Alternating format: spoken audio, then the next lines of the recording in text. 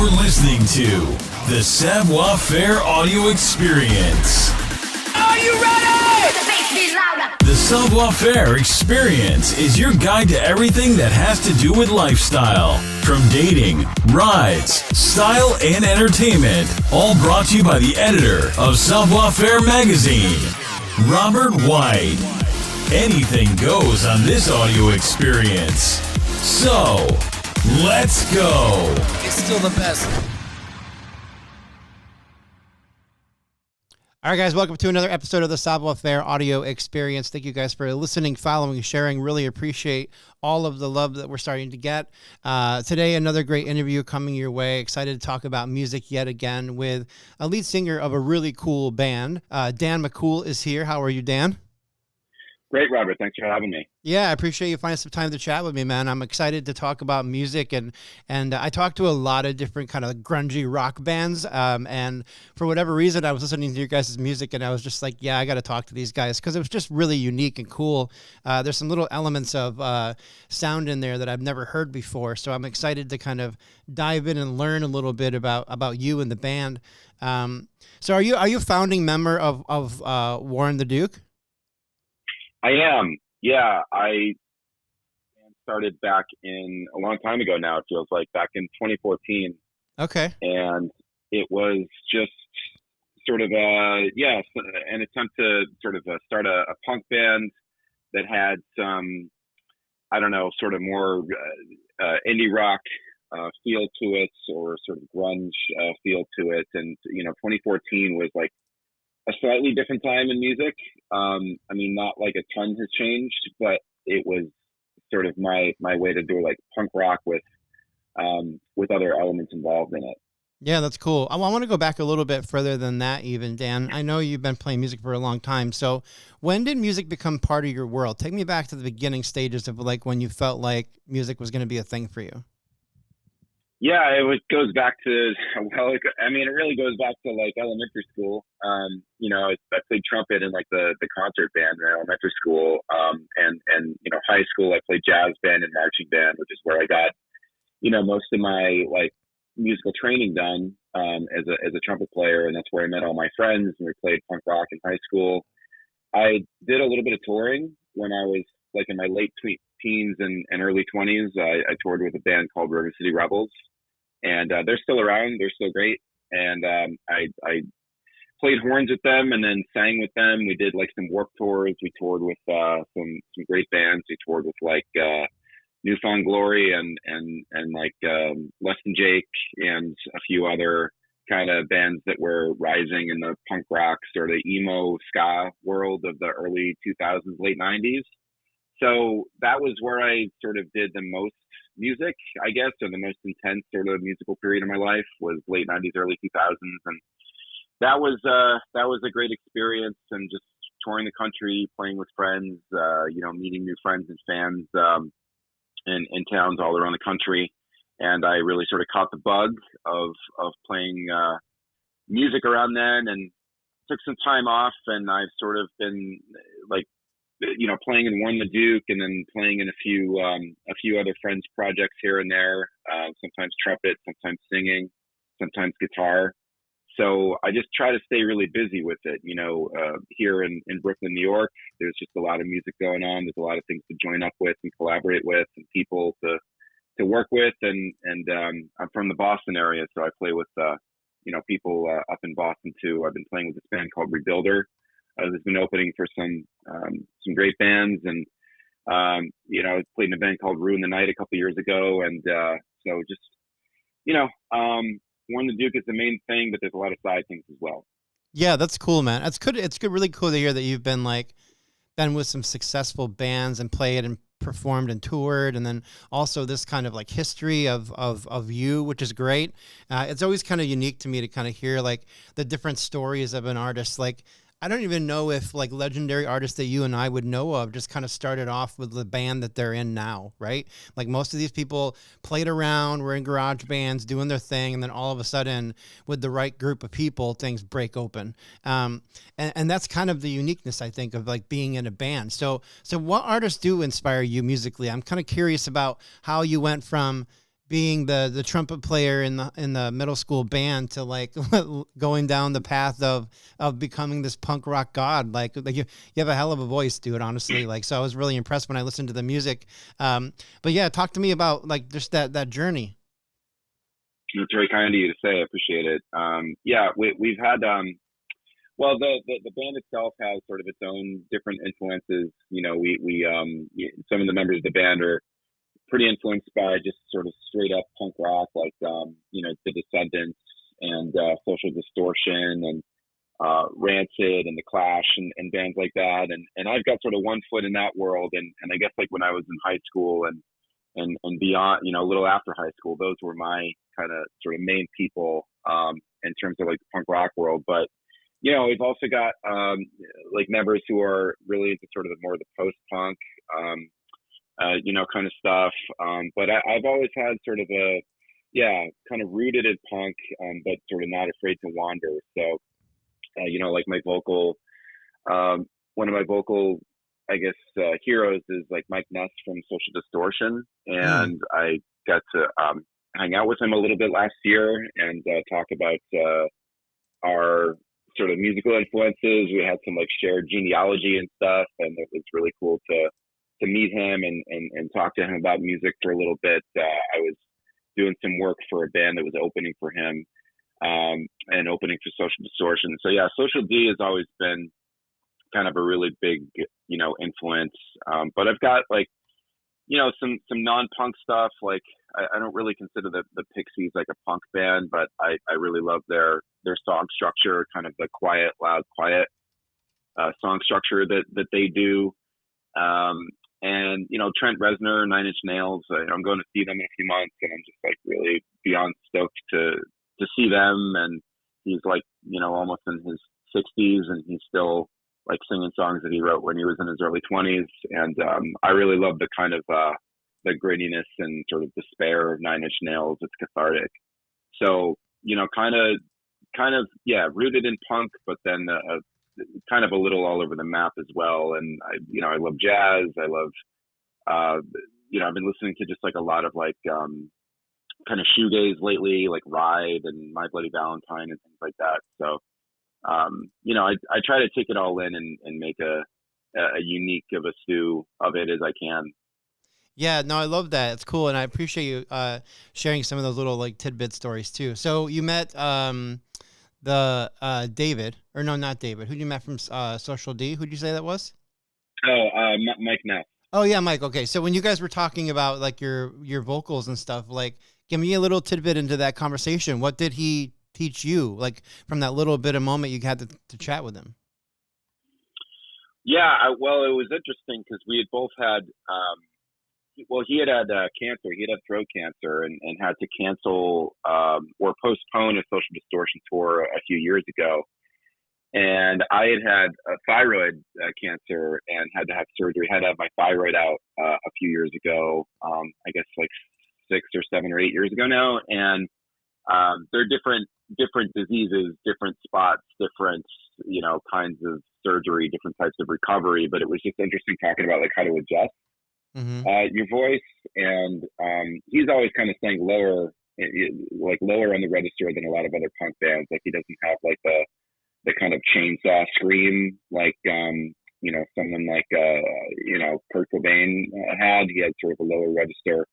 And you know, I've been trying to like sing lower lately, like not trying to rip the vocal cords off as I sing. As I get a little older, and I try to adjust to sort of the different physicality of what's going on in my throat down there. So it was interesting just to sort of talk about recovery a little bit.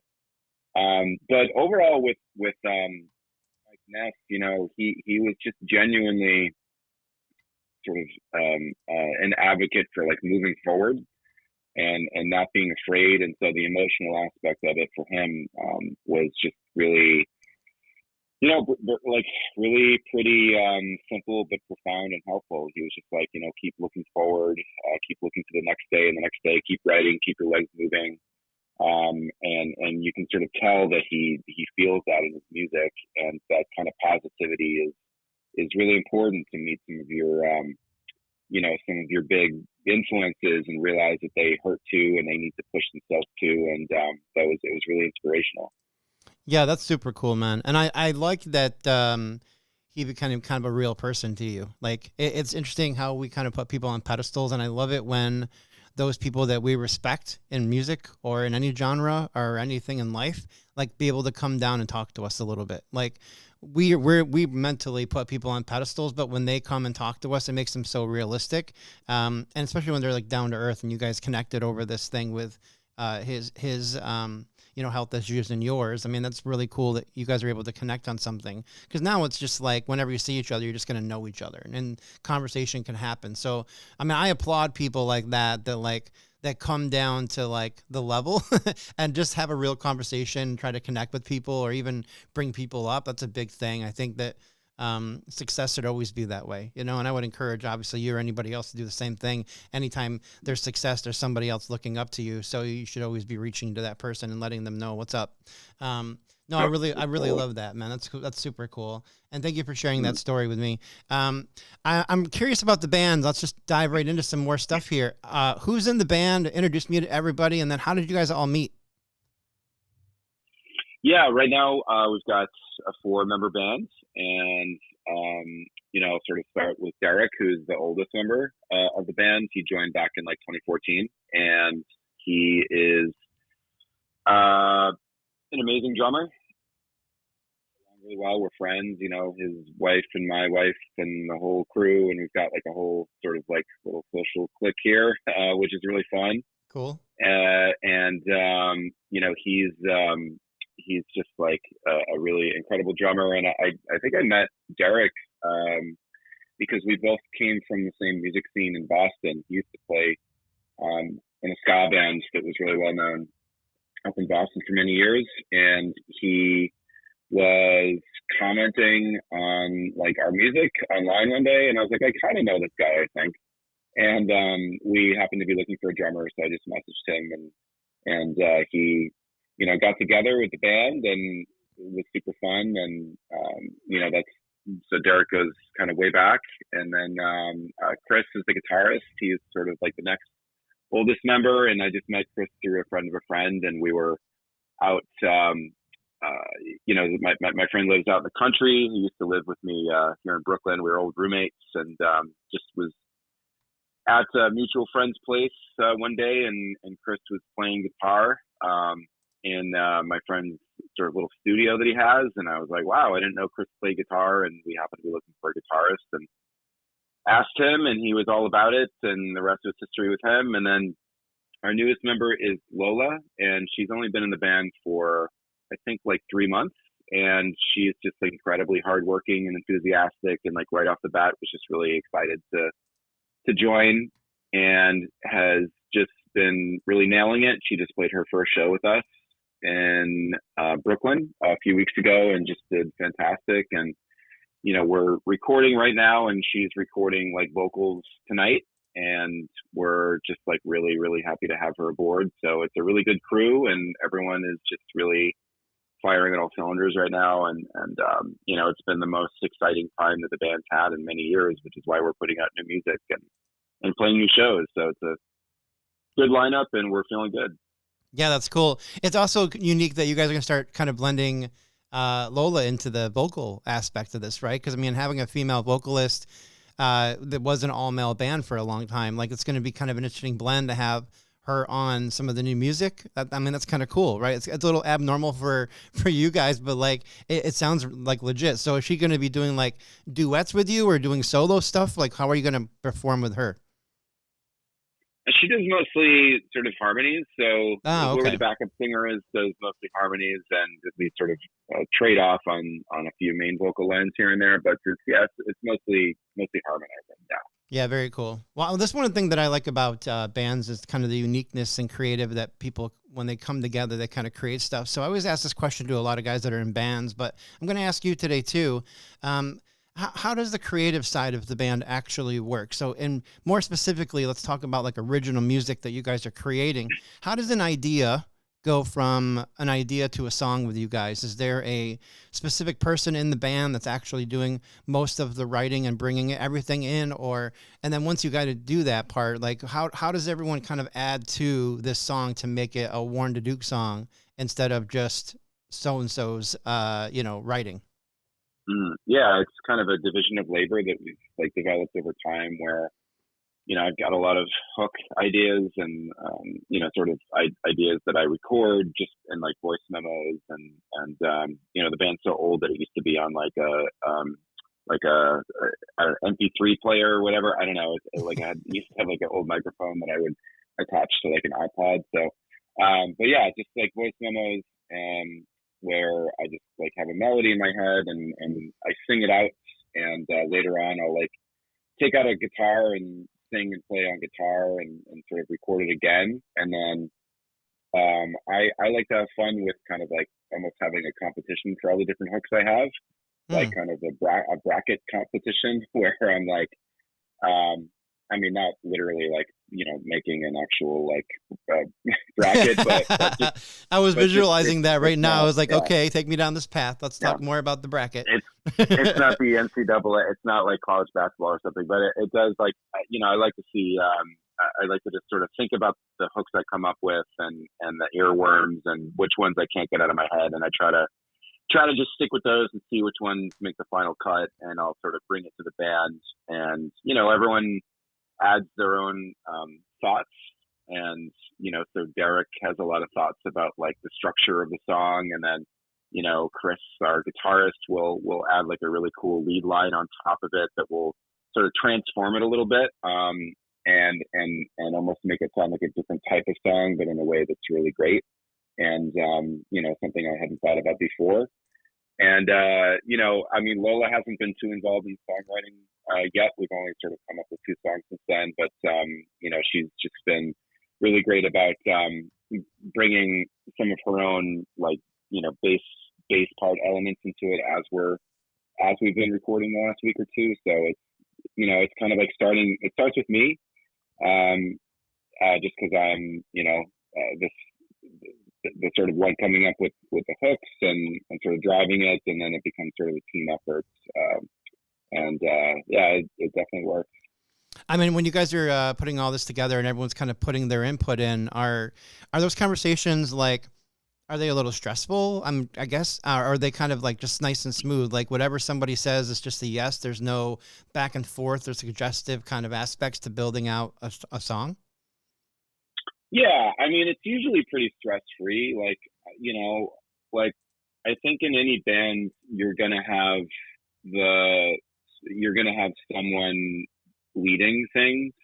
That's just the nature of bands like this, where it's not like we're touring the world. This is not a full-time job for us. It's important for all of us, but it's sort of not everyone's priority, which is, like totally fine. Like people have full-time jobs, people have like families, people are, some of us are like on tour with other bands sometimes. And, I think it's a pretty like basically understood sort of thing that one person is going to be leading it. And it's, usually pretty flawless and pretty seamless to get from an idea to a song. And I think we're like getting more practice in that as we go along. Yeah, I love that. That's really, really cool. I'm sure that there's got to be like little things that come up eventually, like, hey, maybe we should just remove this piece, or this line doesn't make a lot of sense when we're like performing or singing. Cause like, even I know from a little bit of writing that I do, that I can write a really solid song and then I can start putting music to it. And as I'm starting to put music to it, then I'm realizing, well, some of these things just don't make sense based on this melody that we just created. Right. And so things start getting maneuvered around a little bit, but that's when you have like a one-on-one session with yourself, like obviously just you writing, but then when you have other people kind of getting involved and they all have a visual, or they all have their own imagination of how they think this should look or sound or whatever, it's got to be interesting to have all of that input from different people and then be able to analyze that to figure out what the finished product is going to be. Yeah, for sure. Sometimes we just did some writing the last couple of weeks, and people will be like, this section is going on for too long, or this section is too, repetitive or whatever. And so, yeah, we certainly cut some things and maybe have to add some things here and there. And I think people are like familiar enough with our people in the band are familiar enough with the types of songs that we produce that we're getting better at that part too. Yeah, very cool, man. Well, I want to dive into the reason why you and I connected, Dan, is really just to talk about this new jam you guys have coming out. So August 1st, there's a release coming out. It's called Angels. This is the new single by Warren the Duke. Super excited about this because it has been labeled the return of Warren the Duke. I guess you guys have taken a couple years to kind of mellow out a little bit. Life happens sometimes. And now you're ready to kind of like go full force with this new single. Talk to me a little bit about Angels and what the song is about, where the idea came from. Yeah, I mean, honestly, it was just a hook. The song Angels that just went into my head. I just kind of was humming it along one day and was like, I really felt like it was one of my better ones that was sticking, and just really wanted to make sure that I made something out of it. And the lyrics and sort of idea behind the song is sort of more or less like, get your ass in gear and keep the band moving and keep life moving and keep exciting things moving. And, I just, every few years, I like get the spark to get the music going again. Warren the Duke has had a few different lulls, a few different hiatuses over the years, and this has been one of them. We haven't played for like 2 years. And so, the idea behind the songs were just like something screaming at me to get things started again. And, Angels screaming at me is the chorus. And that sort of like wrote itself, and the song wrote itself, and it was very sort of like meta in the sense of just keep playing music and then write a song about how you're playing music.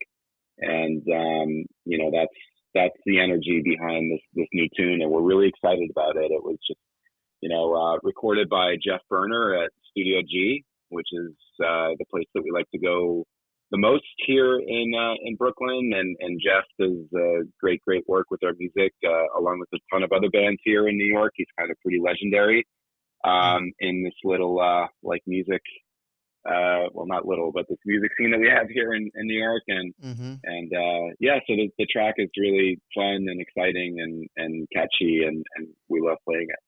Yeah, that's super cool, man. I love kind of getting this backstory line from the writers on music, just to kind of get an idea, because I listened to, I think, a couple lines of this somewhere, somehow. I think it was on Instagram. You guys had a little teaser on Instagram, and I was listening to that a little bit. And I was kind of trying to gain perspective, and then I was like, didn't really grasp the chorus. So I'm glad that you clarified like just what it was. I mean, it's almost going to be like an anthem for people just to get motivated, just to get off the couch, go do something, start focusing again. But having Angels speaking to you, is that kind of that's the religious perspective that you want to bring into this? Or is it just a different vibe that it was just kind of that hook that was in your head? Just angels, not in a religious way, but just your better angels, just a sense of your the parts of you that believe in yourself and want to connect with the world. And we've I think since COVID especially, like, people have just become like worse.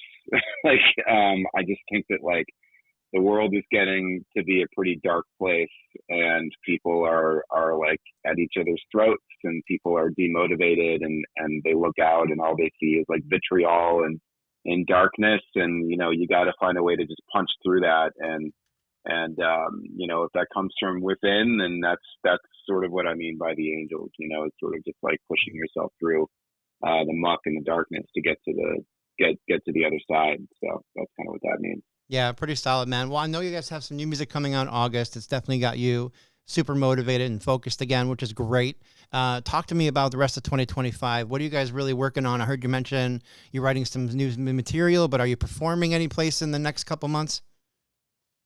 Yeah, well, we've got a release show for this single on August 2nd, Saturday, August 2nd at Lucky 13 in Brooklyn, which is a venue that we've always wanted to play. With some great bands, Choked Up and OG Sharks and Tropicana, and we're really excited to play that one. We're gonna sort of like that's our release for this song, for this track, for this single. And then we're looking at playing in like mid-October in Bushwick, Brooklyn, at a place called the Broadway. That's not confirmed yet, but we're sort of working on that this week, and that's going to be immigrants' rights sort of a benefit show that we're doing here in Brooklyn. And then that's potentially with some really cool bands that we like a lot from around here, and probably try to play a couple shows after that. Might do like a weekend tour in the Northeast or something like that. So it's all still kind of coming together, but right now we're pretty focused on the August 2nd show here in Brooklyn. That's going to be a really good one. Yeah, it makes a lot of sense. So August 2nd, say it again. Where was that going to be?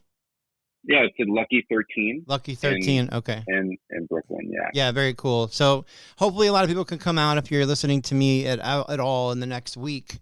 Put it on your calendar. This should be out like by July 25th is my guess. So people got some time to kind of get motivated, get you on their calendar. If you want to learn a little bit more or follow Warren the Duke, go find them on Instagram. It is under just Warren the Duke, all one word, and you'll bring up everything you need to know. There's a flyer over there saying, Lucky 1382. There's a little tidbit of this new Angels drop that's going to happen beginning of August. So this is all super, super exciting, Dan. I'm glad to see that you and I were able to connect, but I also kind of wish you the best with this new kind of venture, new band members, new music, kind of hyped up a little bit. So it's really cool, man. I can't wait to see how this all plays out. Yeah, I really appreciate that, Robert. It's been really great to talk to you, and people can always just get in touch, and we're happy to like connect with friends and fans and bands and everything. So really appreciate the opportunity to come on. Thank you for listening to the show. Please take a minute to head over to www.savfair.com and subscribe to our publication.